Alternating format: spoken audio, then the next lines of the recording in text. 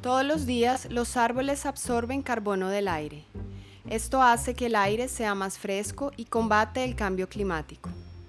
En el lapso de un año, un árbol absorbe alrededor de 23 kilos de carbono, que es el peso de un venado pequeño. 10 árboles absorben aproximadamente tanto carbono como el peso de un tapir. Un crédito de carbono representa 1000 kilos, o una tonelada de carbono extraído del aire y almacenado en los árboles. Ese es el peso de 12 jaguares. Por lo general, se necesitan alrededor de 500 árboles para absorber suficiente carbono como para igualar un crédito de carbono. Cada crédito de carbono tiene un valor de entre 5 y 30 dólares en el mercado de carbono.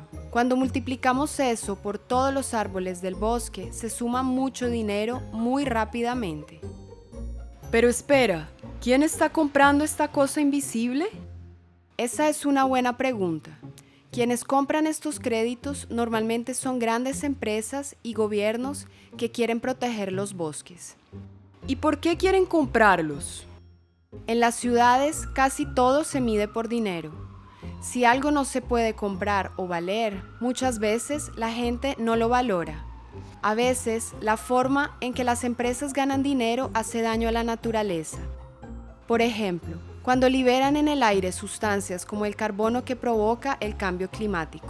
Esto nos afecta negativamente a todos, seamos quienes seamos o vivamos donde vivamos. El cambio climático nos hace la vida más difícil a todos, humanos o animales. Los propietarios de las grandes empresas y los gobiernos de los países donde tienen su sede saben que la contaminación es un gran problema, pero a menudo dan prioridad a su negocio y no quieren cambiar su forma de hacer las cosas. ¿Y entonces están tratando de resolver el problema del cambio climático comprando créditos de carbono? Sí, exactamente. La idea es que si compran la misma cantidad de créditos que la cantidad de toneladas de carbono que su negocio libera al aire, pueden cancelar los impactos de su contaminación. A esto se le llama ser cero neto o carbono neutral. Bien, ahora sabemos quién es el comprador, pero ¿quién es el vendedor? ¿De quién es el carbono? Esta es una pregunta muy importante que depende de la ley de cada país. Muchos países consideran que el carbono que hay en los bosques es un bien común, que pertenece a toda la población, lo que significa que es el gobierno el que decide qué hacer, incluso si los bosques están en territorios indígenas y son cuidados por pueblos indígenas.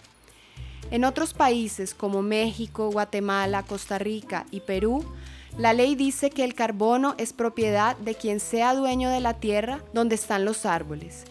Esto significa que si eres propietario de la tierra, también lo eres del carbono que contiene.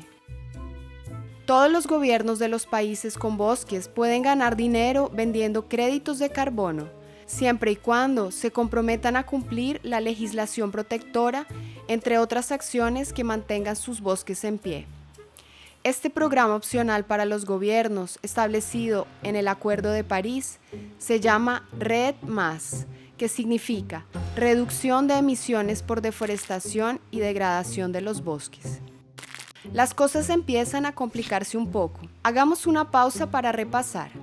Los créditos de carbono son una forma de medir y valorar la cantidad de carbono que los árboles eliminan del aire. Las empresas y los países pueden comprar estos créditos para reducir el impacto negativo de su forma de producir, con la intención de proteger bosques que eliminan la misma cantidad de carbono que ellos liberan al aire. En algunos países, solo el gobierno puede vender créditos de carbono. En otros, cualquiera que tenga derechos territoriales sobre los bosques puede venderlos. Cuando el gobierno nacional o estatal es el vendedor, lo llamamos REDD+ jurisdiccional o JREDD+. ¿Alguna pregunta? Sí, ¿qué tiene que ver todo esto con los pueblos indígenas y las comunidades locales? Somos nosotros los que protegemos nuestros territorios de la deforestación. Es cierto, En el siguiente video vamos a hablar sobre cuáles son los derechos de los pueblos indígenas y las comunidades locales en el mercado de carbono y cómo protegerlos.